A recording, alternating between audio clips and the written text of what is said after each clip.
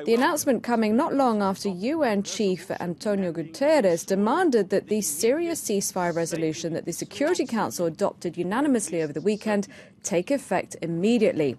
Now, activists say that at least 10 people have been killed in Eastern Ghouta this Monday, more than 500 in the past week, as government bombs rain down on the rebel-held area.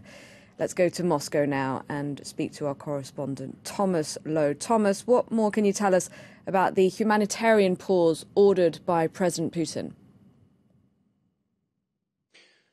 Well, it's going to take place starting tomorrow. The humanitarian corridors will be put in place from Eastern Ghouta to surrounding areas. It's going to happen between the hours of 9 a.m. when it starts and 2 p.m. when it finishes. The point, the defence minister said, Sergei Shoigu, is to get aid in and to get people who want to leave out of Eastern Ghouta. It should be noted this is not a full ceasefire. It's not. It doesn't touch other aspects of Syria, as the resolution that was passed by the UN Security Council late on Saturday demanded. What it does do, however, is get aid in and get people out, which will give some hope in this relentless bombardment that's been going on for 7 days now and has left more than 500 people dead. It shows that despite this UN resolution, Russia is continuing to act on the ground in Syria as it sees fit.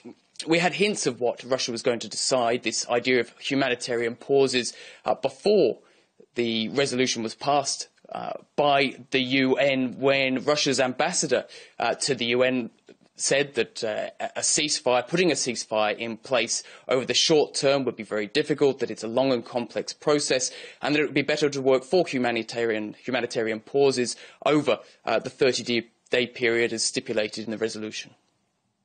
So, Thomas, the reason we're talking then about pauses in the fighting and not a complete end to the fighting is because of the wording of the resolution. That's right, and Russia was blamed for delaying this vote at the UN resolution on Thursday. On Friday, finally, a vote happened on Saturday night, and that was because of the wording and the wrangling over the wording in this resolution. 2 points here. The first is when the ceasefire was going to be come into effect. After the vote, the initial text said 72 hours. Russia pushed to have that changed to without delay, so without a specific time frame.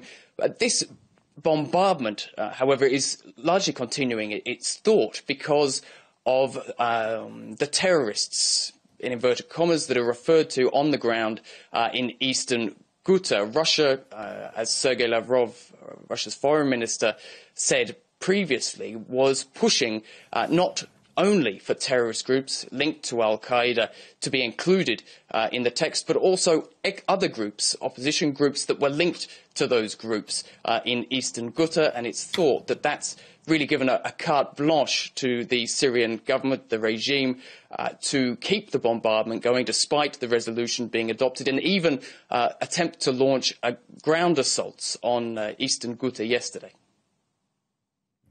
All right, thank you very much indeed, Thomas. Thomas Lowe joining us there from Moscow.